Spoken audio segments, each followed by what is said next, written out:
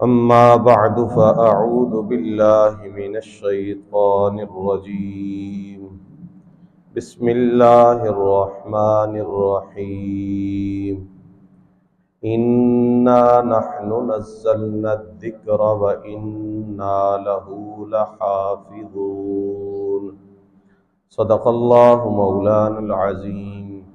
إن الله وملائكته يصلون على النبي يا أيها الذين آمنوا صلوا عليه وسلموا تسليما. اللهم صل على محمد وعلى آل محمد وبارك وسلم. الصلاة والسلام عليك يا سيدي يا رسول الله وعلى آلك وأصحابك يا سيدي يا حبيب الله. الصلاة والسلام عليك يا قائد الغر المحجلين وعلى آلك وأصحابك يا شفيع المذنبين. حمد و صلاۃ کے بعد معزز و محتشم حاضرین و سامعین، اللہ جل جلالہ کے فضل و کرم سے آقا کریم رؤوف الرحیم علیہ الصلوات و تسلیمات کی نگاہ لطف و عنایت سے جمعۃ المبارک کی متبرک ساعتوں میں مجھے اور آپ کو مسجد شریف کی حاضری نصیب ہو رہی ہے۔ دعا کیجئے اللہ رب العزت ہم سب کی اس حاضری کو اپنی پاک بارگاہ میں شرف قبولیت عطا فرمائے۔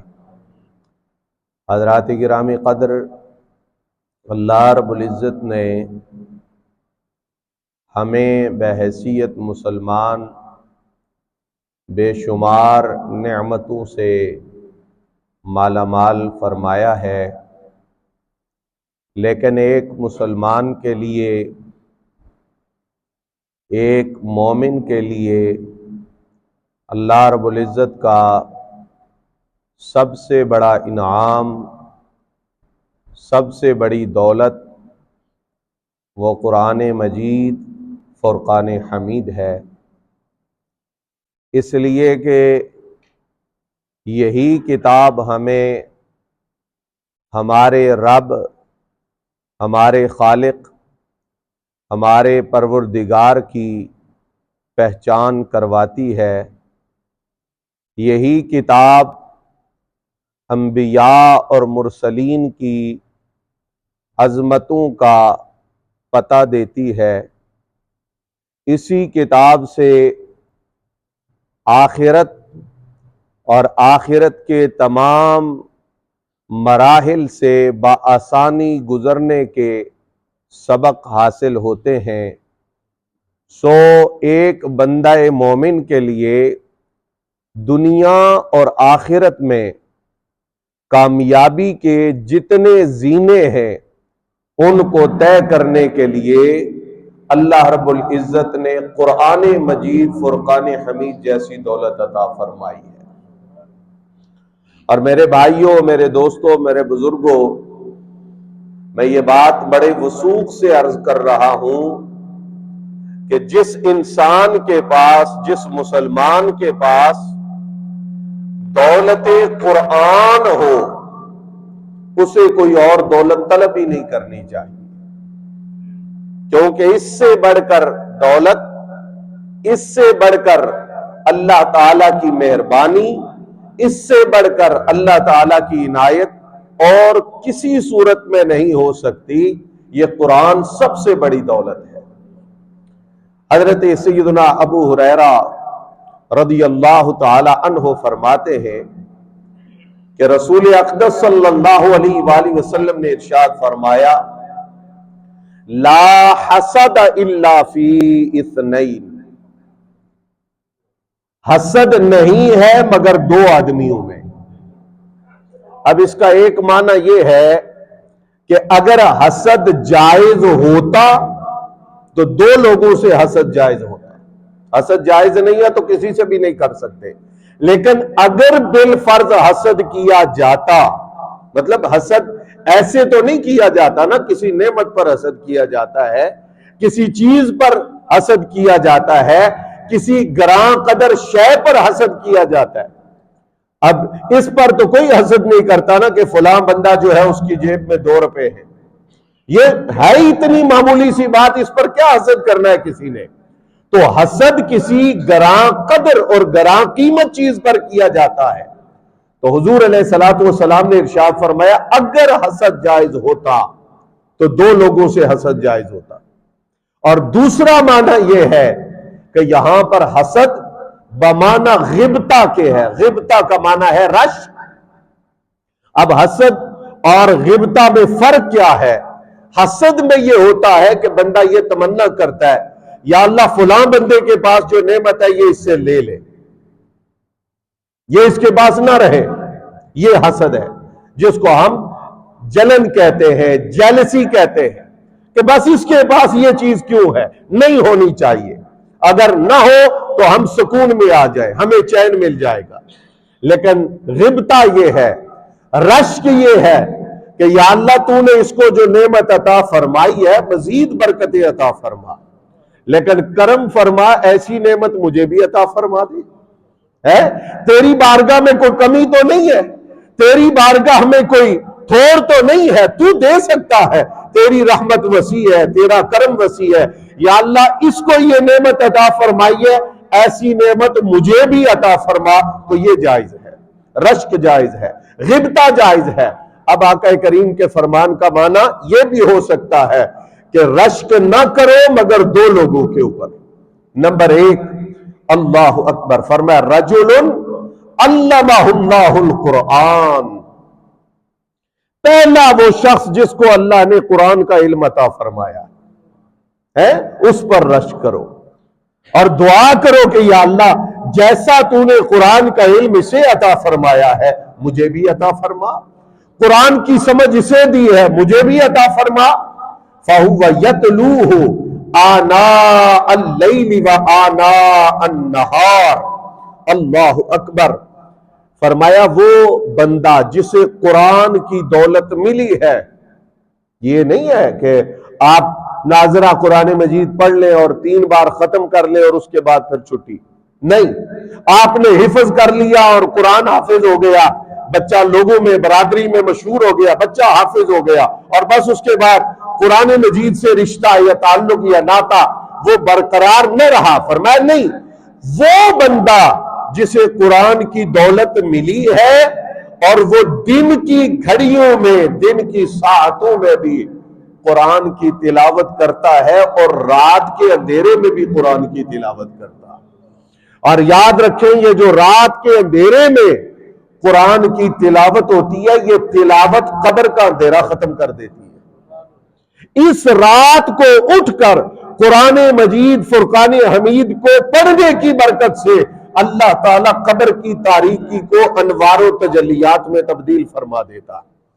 فرمایا فَسَمِعَهُ جَارٌ لَهُ فَقَالَ لَيْتَنِي أُوتِيتُ مِثْلَ مَا أُوتِيَ فُلَانٌ فَعَمِلْتُ مِثْلَ مَا يَعْمَلُ. اب جب وہ تلاوت کرتا ہے تو اس کا پڑوسی، اس کا قریبی سنتا ہے کہ یہ قرآن پڑھ رہا ہے، پھر وہ اللہ کی بارگاہ میں عرض کرتا ہے یا اللہ تو نے اسے قرآن کا علم اور قرآن کا فہم عطا کیا ہے، یا اللہ مجھے بھی اسی طرح قرآن کا علم اور قرآن کا فہم عطا کر، جیسے یہ عمل کر کے تیرے قریب ہو رہا ہے ویسے میں بھی عمل کر کے تیری قربت کی نعمت سے سرفراز ہو جاؤں. تو فرمایا یہاں پر غبطہ جائز ہے، یہاں پر رشک کرنا چاہیے. اللہ اکبر. فرمایا ورجل، دوسرا بندہ آتاہ اللہ مالا، جس کو اللہ نے رزق حلال دیا ہے، فَهُوَ يَهْلِكُهُ فِي الْحَقِّ، اور وہ اس مال کو اللہ جل جلالہ کی راہ میں خرچ کرتا ہے. اس پر غبطہ جائز ہے، اس پر آپ کو رشک کرنا چاہیے.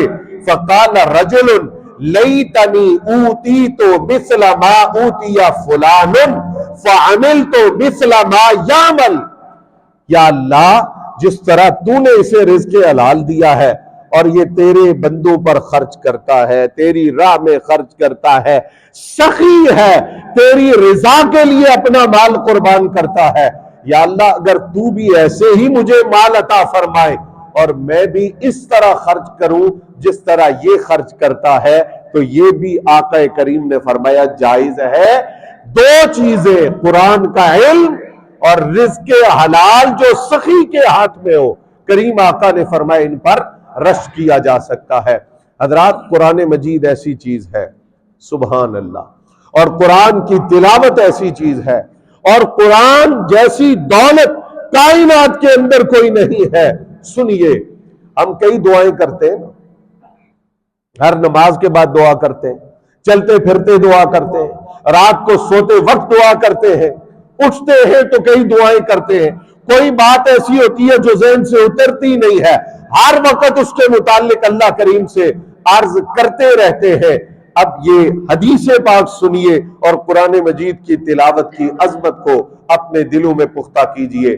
حضرت ابو سعید خدری رضی اللہ تعالیٰ عنہ نے فرمایا، قال رسول اللہ صلی اللہ علیہ وآلہ وسلم یقول الرب، حضور علیہ الصلوۃ والسلام ارشاد فرماتے، اللہ تعالیٰ ارشاد فرماتا ہے۔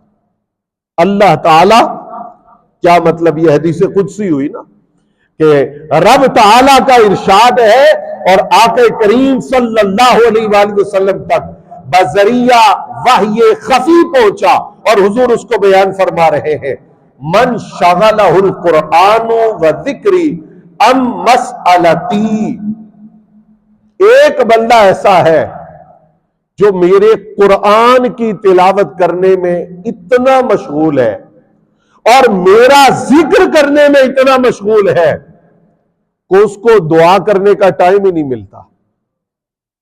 وہ جتنی وقت کہنا ہے نا یا اللہ میرا یہ کام کر، یہ کام کر، یہ کام کر، اتنا وقت بھی قرآن پڑھتا ہے، اتنا وقت بھی قرآن کی سمجھ میں لگا دیتا ہے، اتنا وقت بھی اللہ کے ذکر میں، اللہ کی تسبیح میں، اللہ کی حمد میں گزار دیتا ہے۔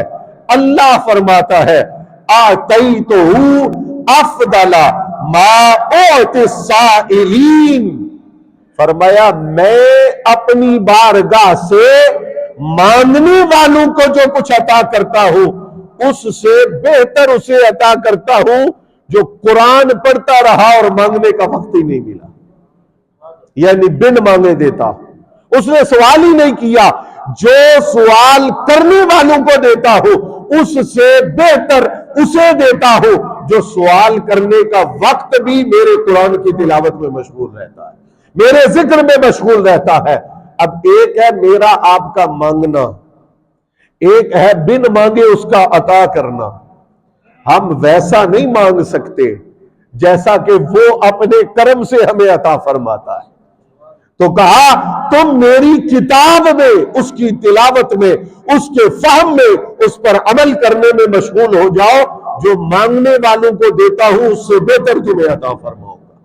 اللہ اکبر۔ فرمایا وَفَضْلُ كَلَامِ اللَّهِ عَلَى سَائِرِ الْكَلَامِ كَفَضْلِ اللَّهِ عَلَى خَلْقِهِ۔ اللہ اکبر۔ فرمایا اللہ رب العزت کے کلام کا مرتبہ، اللہ کے کلام کی فضیلت، اللہ کے کلام کا مقام باقی سب لوگوں کے کلام پر ایسے ہے جیسے اللہ کریم کا اپنا مرتبہ اس کی ساری مخلوق سے بلند ہے۔ اب کوئی سوچ سکتا ہے کہ اللہ کا مرتبہ اور اللہ رب العزت کی عظمت وہ مخلوق سے، اس کے پیدا کیے ہوئے بندوں سے کتنی زیادہ ہے؟ کوئی پیمانہ نہیں ہے، کسی سمجھ میں نہیں آ سکتی، کسی عقل میں یہ چیز نہیں آ سکتی۔ فرمایا اسی طرح انسانوں کے، مخلوقات کے جتنے کلام ہیں، کوئی کتنا حسین بولے، کوئی کتنی حکمت بھری گفتگو کرے، کوئی کتنا اعلیٰ متکلم اور سپیکر ہو، فرمایا اس کے کلام سے رب کا کلام اتنا ہی اونچا ہے جتنا مخلوق خدا سے پروردگار کا رتبہ بلند ہے۔ یہ قرآن کی شان ہے۔ حضرات گرامی قدر، حضرت عبداللہ ابن عباس رضی اللہ تعالی عنہ کا فرمان ہے اور یہ سننے کی بات ہے. آپ ارشاد فرماتے ہیں ان الذی لیس فی جوفہ شیء من القرآن کالبیت الخرب. فرمایا جس بندے کے سینے میں قرآن کا کوئی حصہ بھی نہیں ہے، فرمایا اس کا سینہ ایسے ہے جیسے ویران گھر. جیسے آج کل ہوتا ہے نا، بندے پریشان ہو جاتے ہیں، کہتے ہیں آپ مری چلے جائیں. ذہن میں ٹینشن ہے، کہتے ہیں آپ جناب کاغان چلے جائیں، ناران چلے جائیں، سیر کر کے آئیں، دوستوں کے ساتھ گھوم کے آئیں، فلاں دوسرے ملک میں چلے جائیں. لیکن یاد رکھیں جب تک اندر آباد نہیں ہوتا نا، سارے جہان کی خوبصورتیاں بھی لا کر آپ کی آنکھوں کے سامنے رکھ دی جائیں، گولی کھائے بغیر نیند نہیں آئے گی. اندر ویران ہے نا، اندر بھی آباد ہے. اندر کس سے آباد ہوتا ہے؟ باطن کیسے آباد ہوتا ہے؟ اندر کیسے روشن ہوتا ہے؟ اندر کیسے پربہار ہوتا ہے؟ حضرت عبداللہ ابن عباس نے فرمایا باطن کی آبادی وہ رب کے قرآن سے ہے. اور جن کے باطن میں قرآن ہوتا ہے نا، وہ دنیا نہ بھی پھرے، ایک کمرے میں بیٹھے ہو، 8x8 کا کمرہ ہو، ان کے اندر، ان کے باطن میں، ان کی اندر کی دنیا میں آبادی اتنی ہوتی ہے، کوئی بے چین انسان، پریشان انسان ان کی صحبت میں آ کے بیٹھتا ہے تو اسے ان کے پاس بیٹھنے سے سکون ملتا ہے. باطن کی آبادی وہ قرآن سے ہے، باطن کا نور وہ قرآن سے ہے. حضرات گرامی قدر، حضرت عبداللہ رضی اللہ تعالی عنہ ارشاد فرماتے ہیں کہ جو شخص یہ پسند کرتا ہے کہ اسے بشارت دی جائے، اس کے لیے خوشخبریاں ہو، اس کے لیے آخرت میں اللہ رب العزت کے انعامات کے وعدے ہو، تو وہ رب تعالیٰ کے قرآن کی تلاوت کرے، اپنا تعلق قرآن مجید کے ساتھ جوڑے. اللہ اکبر. حضرت سہل بن معاذ الجہنی رضی اللہ تعالی عنہ اپنے والد حضرت معاذ رضی اللہ تعالی عنہ سے روایت کرتے ان رسول اللہ صلی اللہ علیہ وآلہ وسلم قال. سنیے گا حدیث. فرمایا رسول اقدس صلی اللہ علیہ وآلہ وسلم نے ارشاد فرمایا من قرأ القرآن، جس نے قرآن پڑھا، وَعَمِلَ بِمَا فِيهِ، اور پھر اس پر عمل کیا. صرف لفظوں کو رٹنا یہ کافی نہیں ہے. قرآن پڑھا، پھر اسے سمجھا، پھر اس پر عمل کیا. البس والدہ تاجا یوم القیامہ، اللہ قیامت والے دن اس کے والد کو ایک تاج پہنائے گا. قرآن بیٹے نے پڑھا، عمل بیٹے نے کیا، اللہ اس کے والد کو، اور والد کا مطلب صرف باپ نہیں ہے، والد کہتے ہیں جنم دینے والے کو، اس میں باپ بھی آتا ہے، اس میں ماں بھی شامل ہے. اللہ تعالیٰ کی رحمت سے یہ بعید نہیں ہے کہ وہ تاج باپ کو بھی عطا فرمائے اور ماں کو اس کی حیثیت اور اس کی کیفیت کے مطابق وہ تاج عطا فرمائے. فرمایا وہ تاج کیسا ہوگا؟ ضوءہ احسن من ضوء الشمس فی بیوت الدنیا لو کانت فیکم. فرمایا اس تاج کی روشنی کتنی ہوگی؟ وہ تاج روشن کتنا ہوگا؟ فرمایا جتنا سورج روشن ہے. لیکن یہ نہیں کہ سورج جتنا دور ہم سے ہے تو اتنا روشن ہے، نہیں. فرمایا سورج کتنا روشن؟ سورج تم میں سے کسی ایک کے گھر میں اتر آئے، تم میں سے کسی ایک کے گھر میں آ جائے اور پھر یہاں آ کر سورج چمکے. وہ ہزاروں میل سے بھی زیادہ فاصلے کے اوپر چمکتا ہے، ہم تک روشنی آتی ہے. فرمایا اگر وہ سورج اتر کر تم میں سے کسی کے گھر میں آ جائے اور وہاں چمکے، فرمایا جتنی روشنی وہاں چمکنے سے سورج کی ہے، اس سے بھی زیادہ روشنی والا تاج اللہ اس بندے کے والد کو دے گا جس نے قرآن پڑھا بھی ہے اور اس پر عمل بھی کیا ہے. پھر سرکار نے فرمایا فما ظنکم بالذی عمل بہذا، فرمایا اگر باپ کو یہ انعام مل رہا ہے، ماں کو یہ انعام مل رہا ہے، تو پھر سوچو جس نے قرآن سینے میں بسایا ہے اللہ اس کو کیا مقام عطا فرمائے گا، اس کا رتبہ کیا ہوگا۔ میرے بھائیوں، میرے دوستوں، میرے بزرگوں، سچی بات یہی ہے، ہمیں آج سمجھ آ جائے، ہمیں 20 سال بعد آئے، کبھی بھی نہ آئے، لیکن بات یہی ہے، حقیقت یہی ہے کہ مسلمانوں کی کامیابی کا راز وہ الحمد سے والناس تک اللہ کی کتاب قرآن میں ہے۔ اس سے رشتہ وہ ہماری کامیابی کی ضمانت ہے، اس سے دوری وہ ہماری ناکامی کا نشان ہے۔ اللہ کریم کی بارگاہ میں دعا ہے وہ ہمیں اس پاک کتاب سے اپنا رشتہ مضبوطی سے جوڑنے کی توفیق مرحمت فرمائے۔ وما علی الا البلاغ۔